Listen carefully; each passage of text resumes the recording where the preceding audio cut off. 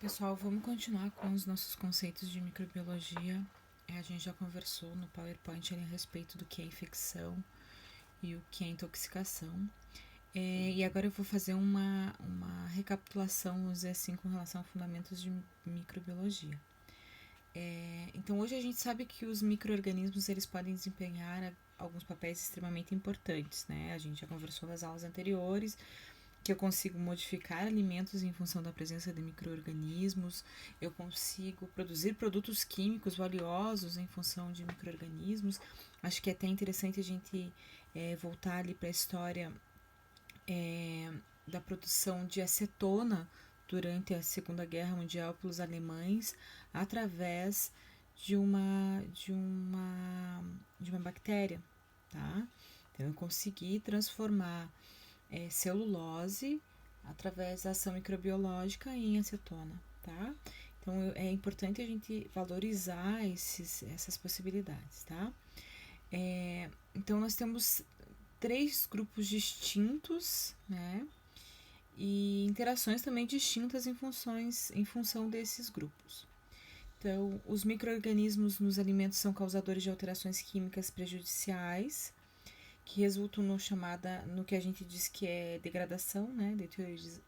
Deteriorização do alimento. Isso vai alterar cor, sabor, textura, aspecto do alimento. Essa alteração é uma consequência do metabolismo do microorganismo, então ele consumiu uma parte do alimento e transformou esse alimento, né? Está presente. O grande objetivo aqui que a bactéria tem é uma fonte de energia, então é transformar, quebrar as moléculas para obtenção de energia. Os micro-organismos presentes também podem ser causadores de doenças, eles podem ser patogênicos, eles podem afetar a saúde humana e animal, né? Então, se a gente for pensar aí, nós temos uma infinidade de doenças nos animais que podem causar riscos à saúde, né? Então, se eu consumo uma carne de gado contaminado por febre aftosa, eu vou ter problemas também, tá? As consequências das doenças que esses micro-organismos causam dependem das características, né, tanto do micro-organismo quanto do alimento. E também depende do jeito que eu me contaminei, tá? Por exemplo, teve ali a situação dos frangos contaminados com coronavírus que foram para a China, né? O grande problema seria o contato daquele animal com a mão de quem está trabalhando com aquele alimento e aquela mão ir para os olhos, para a boca, né? Então o alimento cru ali ter tido contato direto com vias de entrada, tá? Caso isso não aconteça, você cozinha o alimento, esse risco se torna bem menor. E os micro-organismos presentes nos alimentos que causam alterações benéficas, que é a parte que eu mais gosto, que eu acho que já deu para perceber, né? Que é transformá-lo no novo alimento. Então eu pego lá o malte, quebro o amido, né? Libero através de temperatura os açúcares, inoculo nesse malte as leveduras e, por consequência, espero após a fermentação eu vou ter a cerveja, né, que é um alimento nutritivo, que é um alimento com características bastante saudáveis, né. A mesma coisa o vinho, né, eu pego suco de uva, um excedente de uva que eu tinha, transformo em suco, esse suco eu transformo através da ação de leveduras em um vinho que vai ter um tempo de vida muito maior do que o produto in natura, tá? Então, essas são as 3 possibilidades que nós temos de micro-organismos nos alimentos, tá? Existem inúmeras doenças alimentares, né, que são as DATs, e elas são causadas por bactérias, vírus, fungos e parasitas, tá? Elas podem causar intoxicação química, né? Através da presença de metais, da presença de agrotóxicos, raticidas, A gente tem alguns elementos carbamatos, por exemplo, que fazem com que o trigo ele não seja atacado por insetos. Então eu tenho ali alguns aditivos químicos que, dependendo das características, da quantidade que eu estou usando, eu vou causar intoxicação, tá? Eu tenho as micotoxinas também, que são causadas pelos fungos, que são inerentes do metabolismo dos fungos, tá? E eu tenho as intoxicações naturais, por plantas, cogumelos, peixes, moluscos, que apresentam, esses alimentos, eles apresentam agentes ali que fazem mal para o agente consumidor. Quando a gente fala de doenças de origem animal, a gente tem 4 palavras mágicas, né? No sentido de mágica, no sentido de eu consigo controlar essas 4 palavras, essas 4 situações, eu estou isenta de risco, né? Então, a principal palavra é higiene. A partir do momento que eu manuseio o alimento de forma coerente, que eu uso todos os instrumentos de higiene, a probabilidade de eu contaminar o alimento é muito, muito, muito pequena, tá?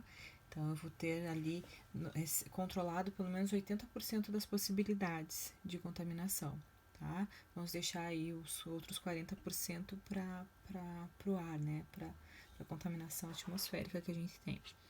O ambiente, os alimentos, mãos, utensílios e equipamentos devem ser higienizados. Acho que o coronavírus veio para mostrar que a higienização da mão com água e sabão é muito importante. A gente viu nas aulas anteriores lá de microbiologia que agentes que possuem iodo, bromo, cloro são agentes desinfectantes, tá? Então, com alto poder de desinfecção. Técnicas, né? Aqui está muito associado àquela questão de atividade da água, presença de sal, presença de açúcar, né? Então, como que eu vou preparar esse alimento, né? Então, eu tenho ali, se eu colocar orégano, eu tenho agentes naturais que são ativados. Se eu colocar alho, né? Então, tem algumas condições, algumas técnicas que proporcionam um cuidado maior e aumenta o tempo de vida útil daquele alimento. Temperatura. A gente sabe que algumas bactérias se desenvolvem em determinadas temperaturas e outras não. Fungos também. Então, se eu refrigerar, se eu cozinhar, se eu assar, eu vou ter possibilidades menores de contaminação, tá? Então, um alimento cru, ele é muito maior a possibilidade de eu me contaminar do que um alimento cozido, tá? Armazenamento, o tempo de armazenamento, o tempo de manipulação, o tempo de distribuição, tudo isso possibilita auxilia, né, no que a gente fala, no que a gente diz com relação às técnicas, né, de controle de doenças alimentares. Então, micro-organismos, a gente já conversou muitas vezes antes, são formados apenas por uma célula e têm vida própria, são presentes em todo o universo e cada espécie possui características biologicamente diferentes, podendo ser desejáveis ou indesejáveis, tá? Bactérias é o nosso grande exemplo, elas possuem vida própria, elas estão presentes em ambientes úmidos, em alimentos que apresentam algum teor de água, embora algumas espécies possam desenvolver em alimentos secos, mas daí a gente já tem aquelas características, né? Aquele alimento seco desidratado, ele não vai ter essas características. Então eu tenho assim um nicho bem menor, bem mais controlado. Prefere alimentos ricos em proteína, então eu vou ter bactérias presentes em carnes, ovos, queijos, tá? Estão na forma de bacilos, cocos, espirilos. A reprodução é por divisão binária, um pequeno tempo de geração, aproximadamente 15 minutos, eu consigo dobrar a quantidade de bactérias, numa temperatura entre 20 e 45 graus, tá? Diminuir essa temperatura, elas vão ficar imobilizadas, vamos dizer assim, aumentei essa temperatura acima de 60 a 70 graus, eu inativo praticamente a presença delas, tá? São altamente competitivas em relação aos outros grupos microbianos e são responsáveis pela maioria dos surtos de doenças transmitidas por alimentos. Por isso que a gente começou semana passada falando a respeito das bactérias, tá? Podem produzir toxinas gastroentéricas ou alergênicas, desenvolvem-se melhor em ambientes úmidos, alimentos ricos em proteína e pouco ácidos, tá? Algumas bactérias produzem, em decorrência da sua multiplicação, as chamadas toxinas, que são um veneno, né? Tem um efeito extremamente tóxico ao organismo. Elas se encontram nos alimentos, são encontradas também no trato intestinal, trato genital, nariz, boca, mãos, pulmão e no meio ambiente, né? No solo, no ar. É o que eu falei para vocês lá no PowerPoint. Eu tenho ali uma flora intestinal que precisa de uma quantidade específica de bactérias para que aquele alimento ele seja transformado, né? Então, eu tenho bactérias no organismo que são muito importantes. Algumas apresentam forma esperulada. Podem ser gram-positivas e podem ser gram-negativas, tá? Aqui a gente tem alguns exemplos. Deixa eu puxar para cima isso aqui, que ficou meio desconfigurado. Temos gram-negativas também, tá? Então, aqui tem alguns exemplos. Com relação aos fungos, só para a gente recapitular, também possuem vida própria, são divididos em bolores e leveduras, apresentam um tamanho microscópio ou macroscópico, né? Quando a gente fala de cogumelos, nós temos fungos macroscópicos, encontrados no meio ambiente e no próprio homem, né? Então, a gente tem alguns fungos parasitas que acabam se alojando no corpo humano, tá? Multiplica-se em alimentos frescos, secos e sempre quando, em sua grande maioria, quando eles apresentam bastante carboidratos, tá? A reprodução é feita por gemulação, no caso das leveduras, ou por brotamento, gemulação e artróporos, no caso dos fungos, tá? Alguns também são produtores de toxinas alergênicas ou cancerígenas, que é de volta àquela história do pão. Tem um pão bolorado, vou cortar o bolor e comer o resto. Não adianta, porque eu posso ter ali uma contaminação por toxinas que pode gerar intoxicação, tá? Então, para a gente lembrar aqui de volta as características, as bactérias, elas se reproduzem aproximadamente a cada 15 minutos, enquanto que as leveduras a cada 20. A quantidade de água, elas gostam de ambiente com bastante água, os bolores nem tanto. O pH de ação das bactérias é de 4,5 a 8,5. As leveduras não tão alto. A temperatura de reprodução é de 28 a 45, enquanto que os fungos é de 10 a 26. Então, o que vale muito vocês colocarem na cabeça de vocês é que os alimentos que atraem as bactérias são os proteicos, enquanto que as que atraem os fungos são carboidratos, tá? Os vírus, o coronavírus, acho que é o melhor, não sai da cabeça da gente. Eles não possuem vida própria e só crescem quando estão dentro da célula ou do organismo propício para sua multiplicação. Então, eles jogam material genético dentro da célula do hospedeiro e ali começa a sua multiplicação, tá? Por isso também a grande possibilidade de mutação desses elementos, tá? Possuem formas cilíndricas, são tamanhos micrometros, né? São muito pequenas. Não daria nem pra gente ver no nosso microscópio lá no colégio os vírus, tá? Tanto que a gente não trabalha com vírus lá. A contaminação se dá pela ingestão, né? Pela ingestão de água, de alimento, pelo ar, fluidos, né? Se a gente for pensar no coronavírus, o grande meio de propagação é por contato com fluido. Então, eu toco a mão de alguém contaminado, aquele fluido passa para minha mão, eu entro em contato com os olhos, com a boca, com o nariz, e aí aumento a probabilidade de contaminação, tá? Existe, né, a contaminação por alimentos, né, como hepatite, sarampo, rubéola, eles são transmitidos por alimentos. Parasitas, né?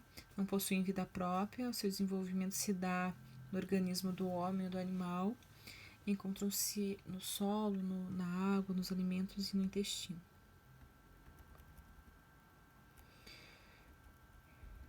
Nós temos os micro-organismos patogênicos clássicos, né, que seriam as bactérias, vírus e parasitas, aqueles que causam problemas epidemiológicos, né, que todo mundo conhece, salmonelas, bacilos, né? Os patogênicos emergentes são os novos agentes que não causam epidemias, né? E os patogênicos reemergentes, surtos controlados que voltam a atacar. Então, tuberculose, o surto de sarampo, né? Atualmente todo mundo está tendo, as crianças estão tendo que se vacinar novamente com relação a sarampo em função de um surto reemergente, tá? As doenças transmitidas por alimentos, tá? São todas de ocorrência clínica, decorrentes da ingestão de alimentos que podem estar contaminados com micro-organismos patogênicos, com substâncias químicas ou ou que contenham em sua constituição estruturas naturalmente tóxicas. Então, nós temos lá a intoxicação biológica ou química, né, ingestão de toxina, que foi o que a gente conversou no PowerPoint, e química por ingestão de substância química, por exemplo, pesticidas, organoclorados, né, eles causam intoxicação. Toxinfecção, ingestão de quantidade aumentada de bactéria na forma vegetativa, né, ela não vai formar uma colônia, mas ela vai produzir toxina no intestino, então ela vai gerar uma toxinfecção. Infecção, que a infecção é gerada pela ingestão de alimento que contenha o micro-organismo, tá? Então eu vou ter uma infecção. A ingestão de alimentos contendo células vivas de micro-organismos patogênicos, bactérias, vírus ou parasitas, que se reproduzem no organismo com ou sem agressão ao epitélio, colonizam o intestino e podem invadir outros órgãos, tá? Opa, deixa eu voltar ali. Aqui é uma tabelinha mostrando para vocês os principais micro-organismos e as consequentes intoxicações, tá? Produtoras de intoxicação e produtoras de infecção. Bacilos, clostridiums, estafilococos causam intoxicação, tá? Então, eles vão gerar uma toxina que vão intoxicar. Infecções, brucelas, Campylobacter, salmonelas, enfim, todas essas possibilidades aqui.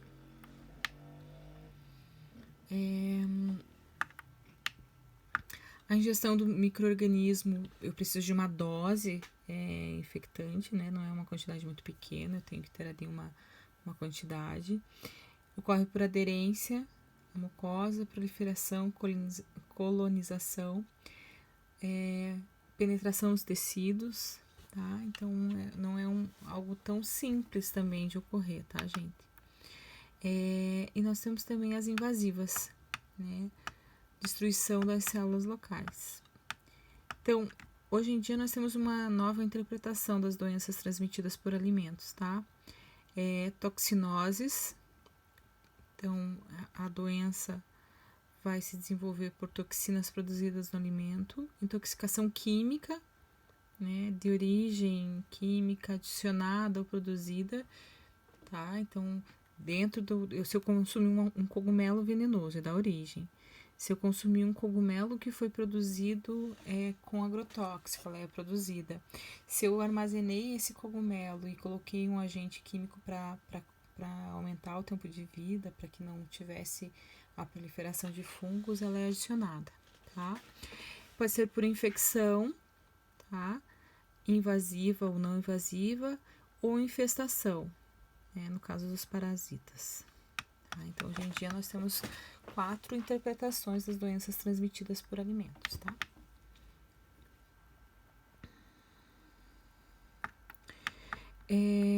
Não invasiva, eu tenho uma toxicidade, a produção de toxina vai ocorrer no organismo, tá? Deixa eu só postar aqui para vocês. Algumas doenças transmitidas pelos alimentos, tá? Intoxicação bacteriana, multiplicação nos alimentos com produção de toxina, infecção, né? Infestação, normalmente é parasitas, intoxicação química e doença por perigo lesivo. Tá? Então, é a retradução daquilo que estava escrito lá em cima, tá?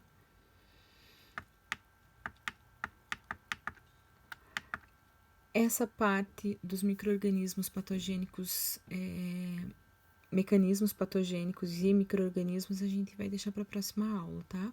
Então, por favor, assistam as videoaulas e resolvam os exercícios lá de fixação, tá? Obrigada, beijo para vocês, até a próxima.